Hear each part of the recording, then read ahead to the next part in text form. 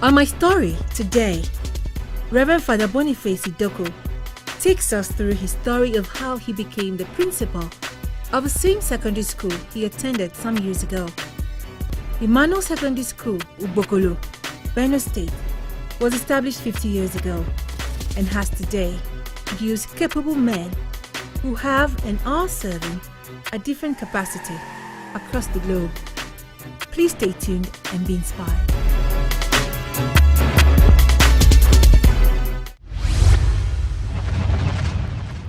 There's what you call grand corruption, petty corruption, and systemic corruption. Free education is the cheapest project the government can embark, unlike construction. Small issues like lights, steady power supply. For me, that's the biggest issue. We need to look at socio-political, economic foundations and resilience organizations for our teenagers. Leadership is an opportunity for you to serve other people. And if you are not willing to serve, you have no business being in leadership.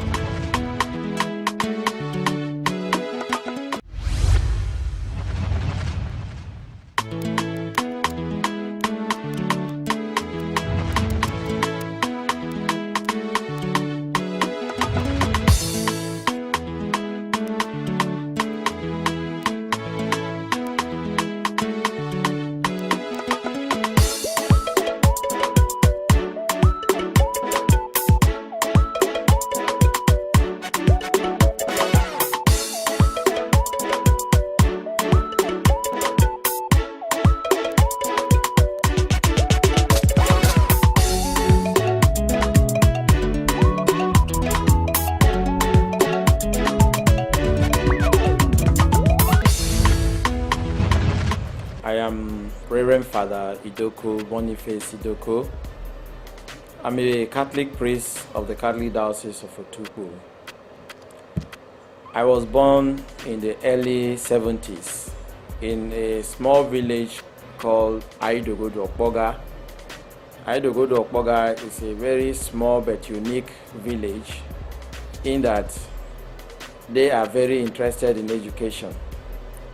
I grew up under single mother because I lost my father while I was still very young, at the age of 3 to be precise. But I admired my seniors when they were going to primary school in the LGA school in Idoko. So I followed them. Eventually, I was able to finish my primary school and yearned to go to the great and prestigious Emmanuel Secondary School, Ugbokolo, where we saw the caliber of students that behave uniquely. Their uniforms alone spoke volumes, and we're all dreaming when we'll get there. Luckily, I had the Catholic Common Entrance and I was given the admission.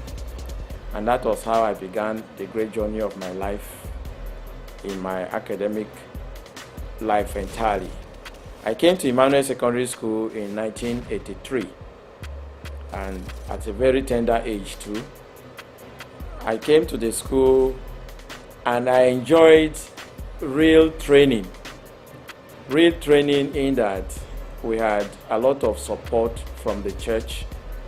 The Reverend Father was our principal here, and we had a lot of teachers who were white people, particularly Indians, who gave us what we call quality education.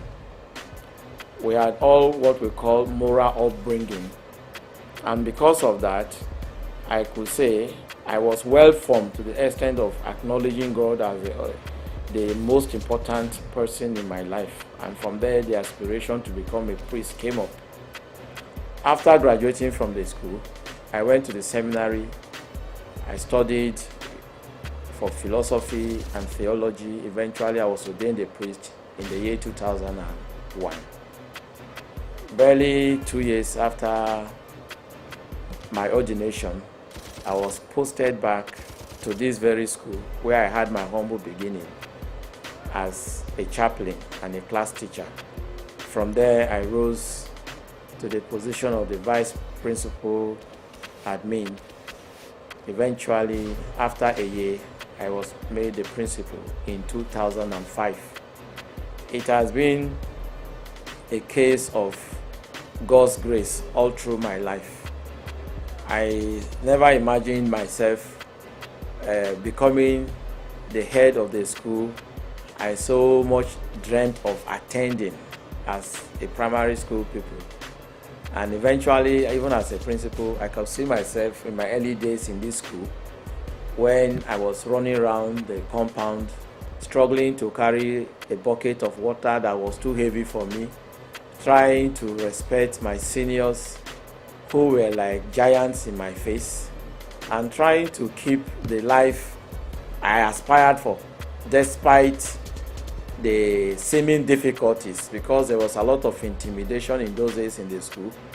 If the seniors see us, we feel intimidated by their presence already.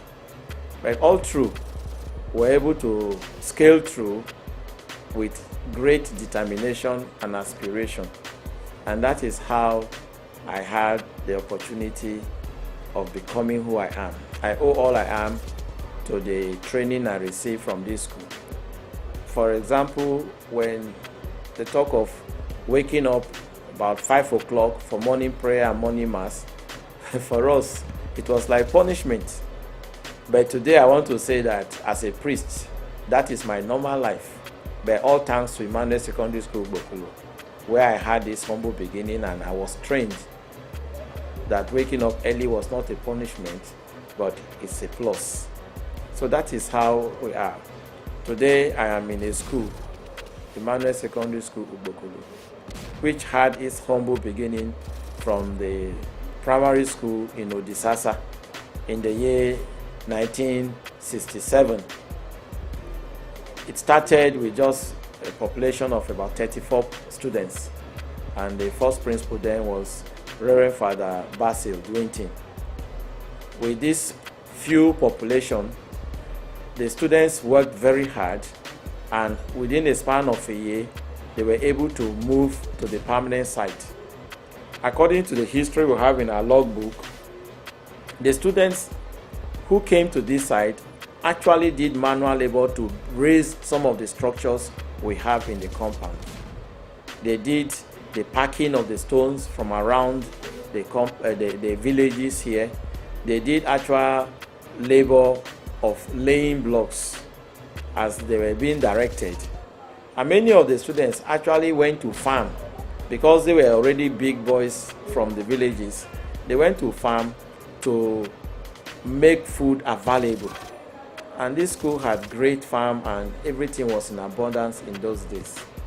It was a wonderful experience for those who were here at that beginning. Many of such old boys are still living, and they have wonderful stories to tell about their humble beginning.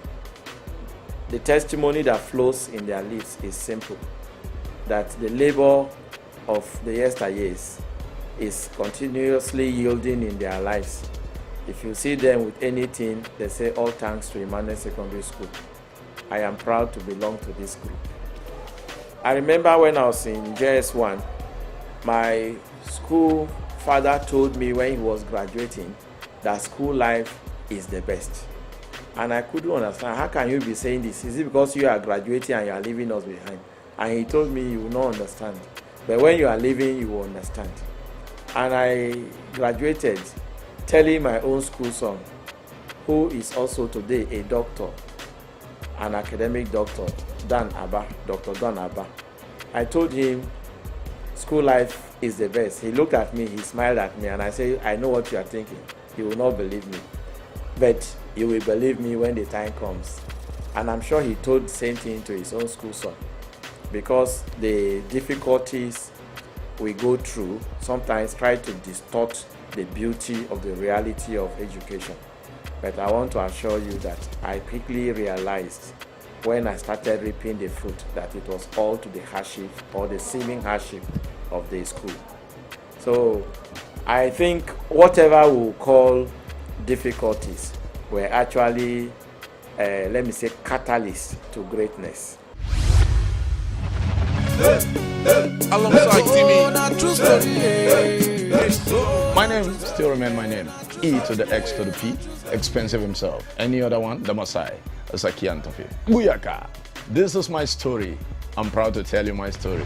My name is Maxwell Chibike Opera, a lawyer, an activist. This is my story. My name is Zachary Aldo, and this is my story. My name remains Ekpoto Emmanuel, and this is my story.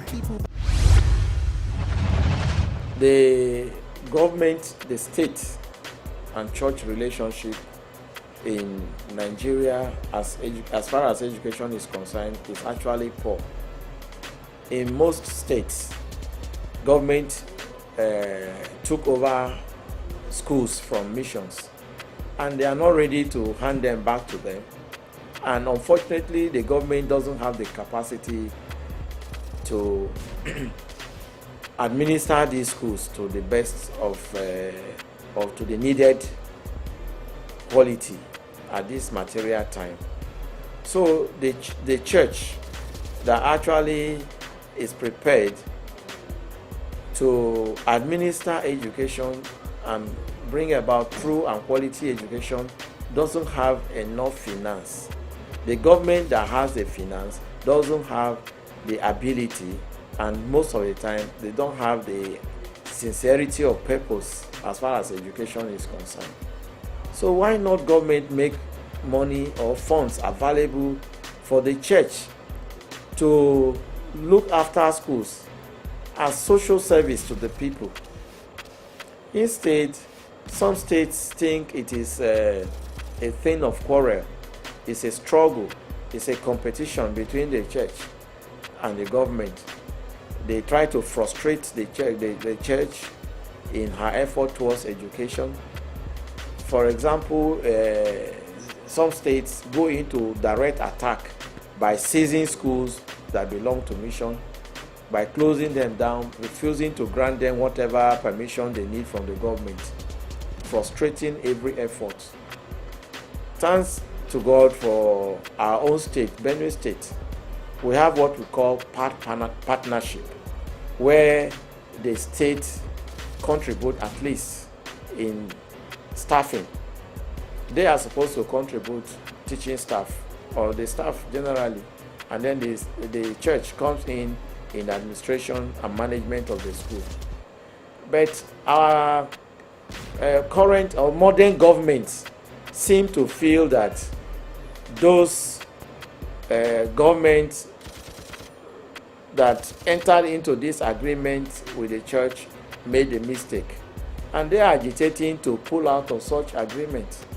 And even when they see that it's not very possible to pull out of the agreement, they are finding it very difficult to abide by the good of the agreement. A school that is supposed to be grant-aided by the government will tell you they have only 4 teachers that the government is paying. And when the case is like that, the school goes on to recruit teachers, thereby struggling for extra fund to pay these extra teachers. So I think if the government can actually leave the education in the hands of the church will offer better and quality education. Let the government provide the funds, which they have. Every child has a right to be educated, but giving leaves education or educating children by policies that are often choked at the beginning by the government cannot help us. Let the lip service the government is giving to education be changed. I know what quality of education I received in this school, and I cannot stand to watch the quality dwindle in our time, at a time when education is no longer giving attention, the adequate or the needed attention by the society. It became a challenge for me as a person to ensure that I put in the best I can to still tell the whole world that education or quality education is the best. And if others are failing, I must not fail my part. I cannot reduce the standard from what I enjoyed. And so when I see students going to these 9-11 schools they leave home by 9 o'clock and leave the school by 11 o'clock coming back home. Schools where they spend most of the time walking the streets instead of being in the classes. Or schools where everything is all about examination, where they make their schools exam centers and you pass your exam either by hook or by crook, and that is all. When I watch those schools stealing the young souls from the reality of training, from the reality of true education, I felt really, I felt bleeding in my heart, and I desire to do something to show a difference, that there is what we call quality education that can actually be given. And so I waste no time, and I have no resistance, pouring out all my ability to give what we term as holistic education, where we talk of training, not just teaching, training of the human character, entire human person, formation. That is our key word here. So that is what motivates me. What I've received freely, let me also give freely, and to do my own bit, helping the society, especially when most of our government and administrations these days no longer show enough interest in education. The government pay mostly lip services to education. And so if individuals can, why not, to make education what it should truly be. If I have the opportunity of reliving my days in Emmanuel Secondary School, there are a lot of things I will try to correct. And one prominent one is my study habit. When I was in school, I was not studying enough. I was like resolute on not failing and not repeating my class. But apart from that, I play a lot. And so I play until when it comes to exams. And I say, no, you can't fail. Better go and study. And I begin to study them. So I discovered that a lot of books that I could have read on my own from the library, I didn't do that. It's one of the things I would have loved to replay and correct. Secondly, interaction with my mates and colleagues. Now I long to see my classmates and my schoolmates. Many of them, I have no opportunity of seeing them again. So the time we had the opportunity of being together, we took it for granted. We never knew we were going to miss ourselves this much. So if I have the opportunity of going back to those days, I will treasure them more than I did as at that time. The government has the ability to make schools, for instance, have grants, both capital grants, capitation grants, so that facilities will be made available at no cost or at a reduced cost to the students. When a student have to be in a school where he spends half of the term at home because of the inability of the parents to pay the school fees, it is already frustrating. And sometimes the student's self-esteem is reduced, and some even contemplate leaving the school. A situation where the government doesn't budget enough for education or doesn't monitor the budget for education and allow individuals to siphon this money or divert this money to areas where they are not used for education, frustrates the educational efforts that should encourage students.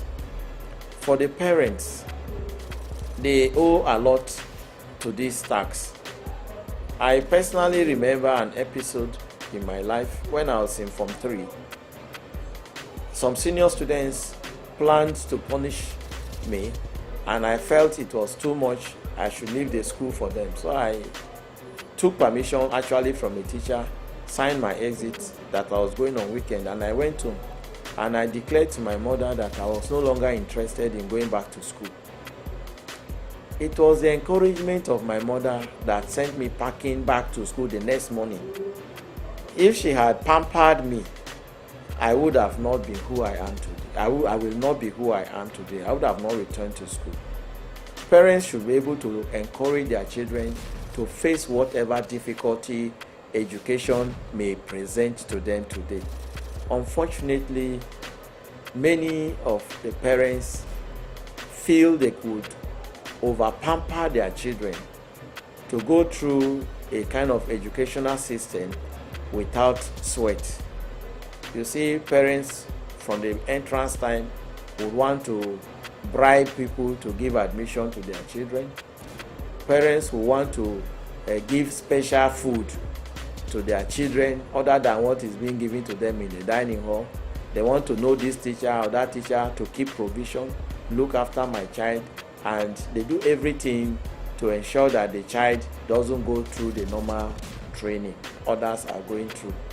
These processes frustrate the child, and when the child goes through this process of frustration, the child is malformed, and such a child will not be able to enjoy the full training that the school has to offer. These days, it is becoming increasingly difficult for students to accept discipline, and you have parents behind them to back them up. How dare you touch my son? How dare you hit my child? When this come up, it becomes very difficult for the child to appreciate the training. Parents are even ready to fight teachers, and they want their children to be abandoned to do what they want to do as if they are already grown-ups. I appreciate my school here, Emmanuel Secondary School, Ugbokolo, because we make every person who is a stakeholder here, parents, students, teachers, and even the government, to understand that if the child has learned enough, he will not be a student here. Once you give us your child, allow the child appreciate the process of formation so that the child will leave this place a well-formed person. The society has a lot of role to play. When I was a growing child, we were told that every child is a child of the society. And so whether your father, your mother is around, you should be conscious that you have parents in the society watching what you do. Unfortunately, we live in a society that is becoming highly individualistic. A society where people don't appreciate the contribution of others. So I think if only each person, we know that we are together as a community, and whatever contribution we make, we either mar or make our children. And education is the pipe through which we form these children for the future. If we realize what help we can render, our schools will be better. Emmanuel Secondary School, founded in 1967, by this year 2017 is 50 years. And so we are celebrating our golden jubilee. All glory be to God. The school has come through these 50 years through thick and thin, and the school has remained gallant. We have achieved a lot. The greatest achievement we have is in the human services we have rendered. People who went through this school have served this nation in various capacities. This school has produced quality men who have served in the government as Minister of the Federal Republic.